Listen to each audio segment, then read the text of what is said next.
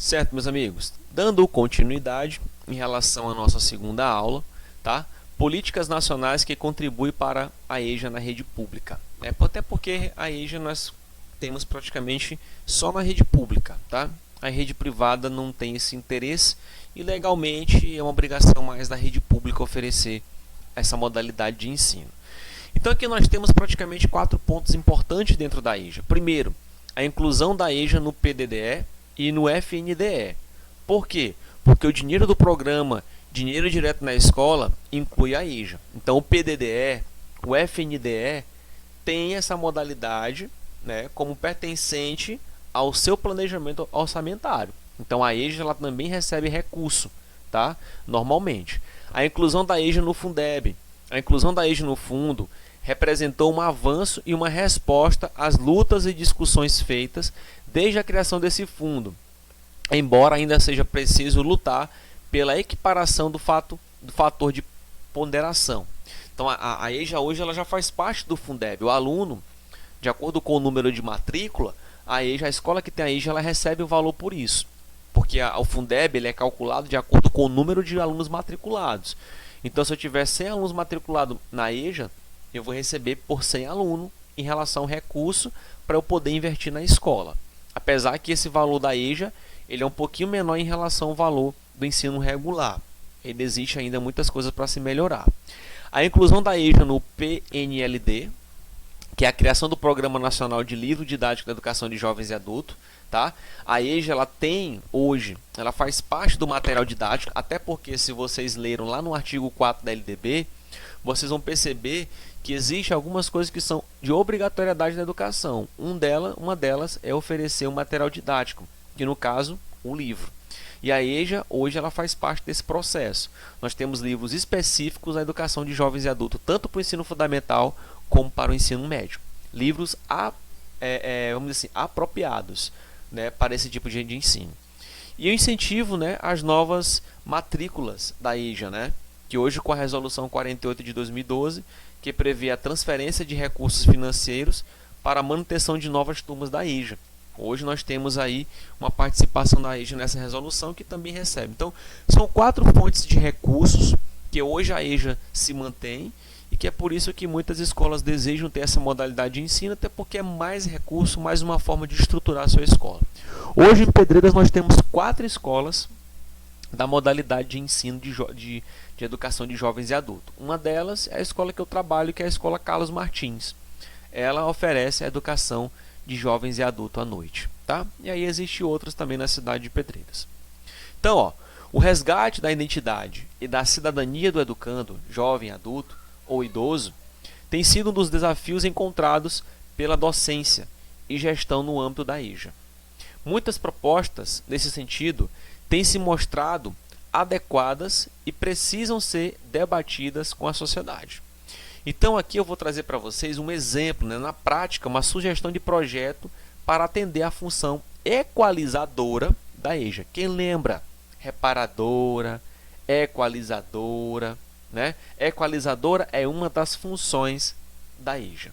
Então aqui, ó, eu vou disponibilizar para vocês esse projeto para que vocês possam fazer uma leitura com calma. Claro que se eu for ler aqui, vai estressar um pouquinho. Mas aqui é o seguinte, é um projeto pedagógico que vem trazer a perspectiva de quem sou eu, segundo a BNCC, porque a BNCC é que vem trazer esses métodos de ensino. Então aqui ele traz a temática do quem sou eu e o tema identidade, que pode ser trabalhado em sociologia, que pode ser trabalhado em geografia, em história e também português com a área de literatura, né? E claro, artes também pode ser trabalhada. Identidade é um tema muito amplo, um tema muito interessante para se discutir, um tema bem proveitoso, né, para se trabalhar dentro da ensino, dessa modalidade de ensino, já que nós temos várias identidades para se discutir. Aí tem uma justificativa, eu vou disponibilizar esse projeto para que vocês possam dar uma verificada, dar uma analisada, tá? Mas o objetivo principal aqui, ó, por muito tempo, os acadêmicos, jovens e adultos, pensaram equivocadamente que tinham menos valia social por não terem frequentado a escola, ou por terem se afastado dela, sendo que estes sentimentos foram provocados pela própria sociedade, com as mudanças nas diretrizes curriculares para o ensino da EJA e com mais pesquisas nessa área, o paradigma de trabalho mudou, mas na prática temos muito a fazer. Investir em projetos centrados na própria história do educando, jovem adulto, é sempre um bom ponto de partida. Percebo que tudo que você lê sobre a EJA, tudo que você pesquisa sobre ela, sempre traz a concepção de Paulo Freire que nós devemos trabalhar a educação a partir do ponto histórico do sujeito. Isso também é uma linguagem até de Marx. Marx diz que não tem como estudar as pessoas fora do seu contexto histórico. Então, para eu poder entender as pessoas, é necessário entender ela dentro do seu contexto histórico evolutivo, econômico, mercado de trabalho e assim por diante. O próprio Emile Durkheim traz a ideia dos fatores sociais, ele também defende a participação do aluno dentro do seu contexto histórico. Paulo Freire também não é diferente, né? Traz essas questões. Então, é um projeto bem interessante que vem trabalhar a identidade. Resumidamente, ele faz isso. Traz aqui alguns documentos, o local onde vai ser trabalhado, o que vai ser trabalhado, localização de mapas. Eu quero que vocês façam uma análise desse projeto, façam uma reflexão. É bem legal, coloquei aqui para a gente poder analisar. Metodologia, avaliação. Metodologia, a aprendizagem baseada em problemas, a metodologia ativa, tá? Envolvendo rodas de conversas, construção de linha do tempo, produção de texto individual e coletivo, pesquisando em mapas. Lembrando, pessoal, que essa linguagem de trabalhar por meio de problema, trabalhar com roda de conversa e trabalhar com construção de linha do tempo e produção de texto individual e coletivo são práticas pedagógicas no ensino da EJA, tá? São práticas essenciais e que não devemos deixar nunca de fora do nosso planejamento de ensino, tá certo? E a avaliação, né? A avaliação será no decorrer do processo de aplicação do projeto, com a utilização de fichas, textos, análise de documento, mapas e produções coletivas. Então aqui é um projeto bem legal, bem interessante. Então na parte de matrícula, já caminhando aqui praticamente para o final da nossa aula, falando de matrícula dentro da educação de jovens e adultos, né? O SAI realizará a chamada pública para matrícula na modalidade da educação de jovens e adultos 2 vezes ao ano, com turmas diurnas e noturnas. Essa ideia de divulgação, pessoal, isso aqui é obrigatório por lei. A LDB exige que todas as escolas públicas divulguem, né, seus resultados, suas informações. Isso faz parte da gestão democrática, aquela gestão que é trabalhada no inciso 8 do artigo 3 e também no artigo 14 da LDB, que fala sobre gestão democrática, né? É necessária a divulgação do período de abertura de matrícula. E a educação de jovens e adultos é divulgada 2 vezes ao ano. Na verdade, todas as modalidades, todos os níveis. Terá 2 realidades na organização da educação de jovens e adultos. Primeiro, os que se encontram matriculados na matriz curricular anual, né, há uma fase bem antiga, e aqueles que se realizaram matrículas em 2012. Isso aqui, pessoal, é mais uma organização bem pedagógica, bem burocrática, mas na questão de saber a idade da pessoa, do sujeito. Não se preocupem muito com isso daqui não. Mas na parte de matrícula tem um trâmitezinho bem legal, tá certo? Aí ele traz aqui algumas concepções dentro dessa ideia de matrícula. Por exemplo, para esse grupo, a unidade escolar deverá realizar o aproveitamento de conhecimento adquiridos nesse tempo de estudos cursados. Todo aluno da EJA, nós temos que valorizar o seu conhecimento prévio, o que ele já sabe, para nós podermos oferecer uma educação de qualidade. Tá certo? Os outros aqui é só mais dentro dessa mesma concepção. Assim sendo, os estudantes que devem ser avaliados no início do outro período, ano letivo, através da classificação, caso não exista comprovação de estudantes anteriores. Por exemplo, se é um aluno que não tem nada anterior, que ele não tem como comprovar o passado dele, ele vai ser avaliado mais posteriormente, no 2º ano de estudo, tá? Ou da reclassificação, caso possua documento escolar, para avaliar qual o período do ano letivo em que deve se matricular. Então veja bem, é uma ideia que eles fazem. Vamos supor que uma pessoa chegou, já tem uma certa idade e não sabe onde foi que ele parou. Ele pode ter parado no 7º ano, mas não tem documento comprovando. O que eles fazem? Eles colocam ele para cursar no 7º ano. Lá eles vão perceber qual o nível evolutivo dele. A partir dali eles podem colocar ele no próximo ano, por exemplo, lá no 9º ano já, porque eles já conseguiram entender. Ou então, se ele chegar com os documentos que estudava no sexto ano, que ele possa comprovar isso, ele pode ser colocado até já no sétimo ano. Não tem problema nenhum. Isso aqui é só a forma de como deve ser avaliado a matrícula daquele aluno, tá certo? Então a gente tem que ter cuidado com isso daí. Essa ideia, pessoal, de frequência, todo ensino educacional, o aluno tem que ter no mínimo 75% de frequência. Se ele tiver mais de 25% de falta, ele vai ser cobrado. Tipo, a escola vai entrar em contato com o conselho tutelar e o conselho tutelar vai entrar em contato com a família para saber os motivos que esse aluno está fora de sala. Se ele chegar com 30% de falta, ele está reprovado por falta, tá certo? Porque se ele tiver já com 70% de presença, então ele está reprovado. 73% de presença, ele está reprovado. Então a escola se preocupa muito com isso, tá? O calendário escolar, no mínimo de 100 dias por período letivo, e o total de horas conforme matriz curricular. Então significa que 100 horas no primeiro semestre, mais 100 horas no segundo semestre. Ou 120 horas no primeiro semestre, já que ele é maior, com 80 horas no segundo semestre. O importante é que não pode ser menos de 200 dias letivos, tá bom? Idade mínima, isso aqui é aquilo que eu falei com vocês, ó. De acordo com o estabelecimento no artigo 5º da resolução do Conselho Nacional do Conselho de Educação Brasileiro e o Conselho Nacional de Educação, e o artigo 4 da LDB fala o seguinte, ó, idade mínima para cursar a EJA, né, e para a realização de exames de conclusão da EJA. No ensino fundamental, 15 anos no mínimo, né, acima de 14. E no ensino médio, 18, acima de 17. Tá? Então fiquem atentos. O aluno, para entrar no ensino fundamental, ele tem que ter 15 anos completo para poder entrar. No ensino médio, tem que ter 18 anos para frente para poder cursar o ensino médio. Se ele ainda tiver 17 anos e for cursar o terceiro ano, ele ainda pode, porque ele está de acordo com a idade séria. Tá bom? A oferta, ó, pode ser em unidades de ensino, em qualquer unidade, até no sistema privado, não tem problema. Centro de Educação de Jovens e Adultos, que é os SEJA, tá? Estabelecimentos penais, sistema prisional, ó, fazem parte deste estabelecimento, ó, o sistema prisional, as unidades de internação para menores a partir de 15 anos de idade, em cumprimento de medidas socioeducativas. Todas essas áreas aqui podem oferecer a modalidade da EJA, tá certo?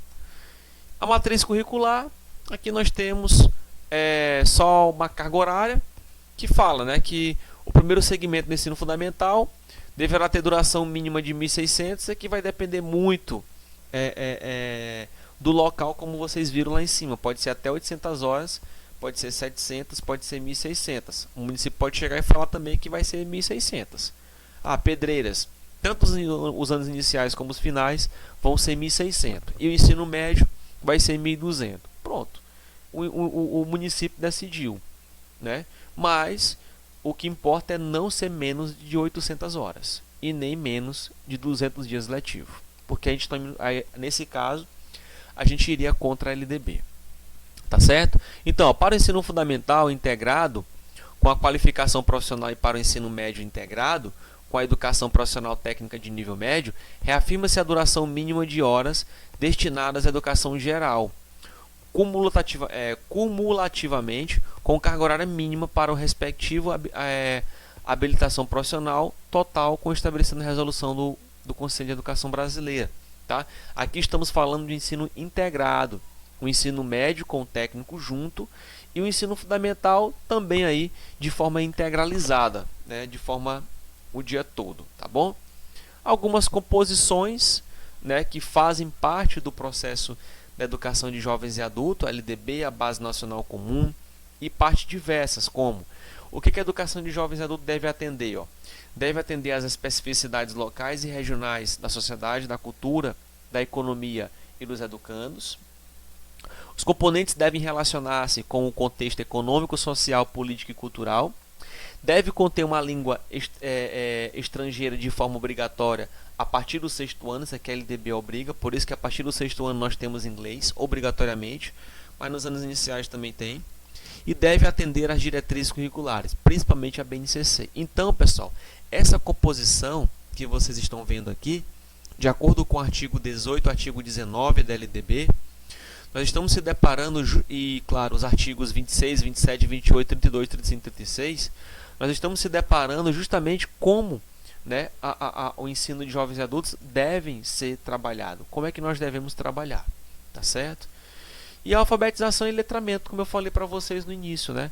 O primeiro segmento do ensino fundamental corresponde aos anos iniciais, deve se caracterizar como fase de alfabetização e letramento. Nesse sentido, nos primeiros períodos devem ser garantido ao estudante da EJA o domínio do código escrito, codificação e decodificação. Tem que saber ler, escrever, entender o que está fazendo e depois ser letrado para ter um entendimento de mundo, tá certo? Isso aqui é na prática como a educação de jovens e adultos funciona para a gente poder finalizar a nossa aula. Então nós vimos praticamente toda a estrutura da EJA, como ela deve ser funcionada. Claro que a gente precisa ler um pouco mais para entendê-la. E na prática, como a EJA funciona? Olha só, a escolha metodológica no trabalho docente em EJA. Eu sou um professor da EJA e como eu deveria trabalhar um determinado conteúdo? Pessoal, é desse jeito que nós trabalhamos na EJA. Olha aqui, ó. Para escolher a melhor metodologia para trabalhar com os alunos da EJA, primeiramente é necessário conhecer a realidade dos alunos, quem são eles. Nunca entre numa sala da EJA sem antes conhecer os seus alunos e as suas realidades de vida. Entre outros aspectos, busca-se saber de onde eles vêm e qual a atuação profissional. Se eu tiver ideia de onde eles estão vindo, campo, cidade e qual profissão eles têm, já dá para me saber como eu devo trabalhar determinado conteúdo que as diretrizes me obrigam. Em segundo lugar, é preciso oportunizar espaços de escuta onde os alunos colocarão algo de sua história de vida que gostariam de compartilhar com o grupo.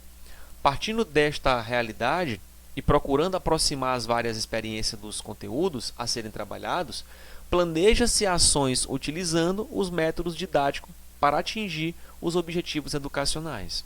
Então, pessoal, recursos que eu posso estar trabalhando com os meus alunos para que eles possam colocar, né, para que eu possa oportunizar eles, para que eles possam falar um pouco da sua vida, da sua história.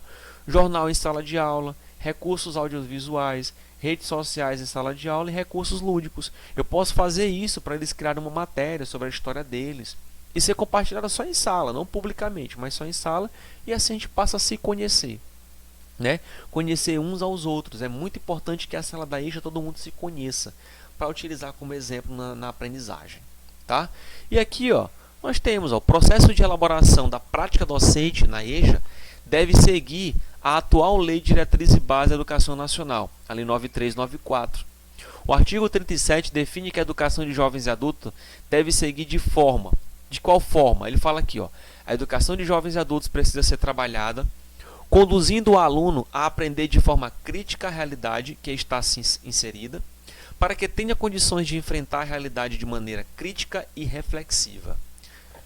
É uma modalidade de ensino destinada ao público que por diversos motivos não tiveram acesso ou foram excluídos do sistema educacional ou não deram continuidade aos estudos no ensino fundamental e médio na idade própria e tem como finalidade ampliar sua visão de mundo e no mercado de trabalho. Cultura e trabalho. O trabalho da EJA não pode ser um ato mecânico, olha só. E os alunos não podem ser vistos como objetos, sem história e conhecimentos da vida. A educação de jovens e adultos deve ser pautada no respeito mútuo por meio do diálogo e reflexões da sociedade. Se vocês fizerem isso bem aqui, pessoal, vocês vão conseguir trabalhar na EJA de forma incrível. Perfeito, porque o ensino na EJA é dessa forma como vocês estão vendo aqui, uma educação dialogada, que eu respeito a história de vida deles e que eu utilizo essa história de vida para que eles possam realmente compreender os assuntos, tá? Então a EJA, pessoal, é isso. A educação de jovens e adultos aplica-se aos que foram marginalizados pela estrutura de ensino regular. Na EJA, percebe-se que seus sujeitos carregam uma descrença em relação à afirmação e à garantia de seus direitos. A educação deve ter um papel transformador, libertário, Paulo Freire, levando seus alunos a novamente acreditar na construção de uma sociedade mais igualitária, democrática e sustentável. Um exemplo prático do trabalho do tema cidadania, com a educação da EJA pode ser visto em um projeto realizado em uma escola estadual da cidade de Campinas, né? E aqui eu coloquei novamente o projeto para vocês. Ó. Os alunos das turmas da EJA foram divididos em grupos que trabalharam por meio de teatro, temas relacionados à cidadania, trabalho escravo, trabalho doméstico, Lei Maria da Penha, exploração infantil. Então, o professor da EJA utilizou esses temas, que nós chamamos de tema gerador. Na EJA, nós temos sempre que trabalhar por meio de uma perspectiva dos temas geradores. Eu vou trabalhar cidadania. Eu vou utilizar um tema gerador. Eu vou utilizar a Lei Maria da Penha, para que eles entendam o que é a cidadania e como ela deve ser exercida. Os direitos iguais. Tá? Então, todo ensino que você pratica na EJA, você tem que utilizar um tema gerador. Tá? E assim você vai ter uma educação de qualidade. Tá certo? Então é isso, pessoal. Espero que vocês tenham gostado, tá? Desse nosso encontro de hoje. E falando um pouquinho mais de tema gerador, eu tenho até um livro que eu publiquei um capítulo. Depois eu vou passar para vocês como utilizar as músicas de João do Vale para dar aula de geografia e história. Então, a música de João do Vale, a letra da música de João do Vale é um tema gerador que eu utilizo para ensinar eles a entenderem alguns tipos de conteúdo. Tem uma música de João do Vale que fala sobre o bom filho a casa torna, que ele vem contar a história de uma pessoa que foi para a cidade grande em busca de emprego. Só que quando ele chegou lá, ele apanhou muito, ele sofreu muito, porque lá ele se deparou com uma realidade que exigia muito do seu conhecimento, algo que ele não tinha a oferecer. E aí o sonho dele era retornar para sua casa. Aquele velho programa de volta para minha casa, né? Então muitas pessoas saem da cidade pequena em busca de qualidade de vida na cidade grande e se deparam com uma realidade totalmente diferente. E depois o sonho é retornar para a sua realidade. Tá?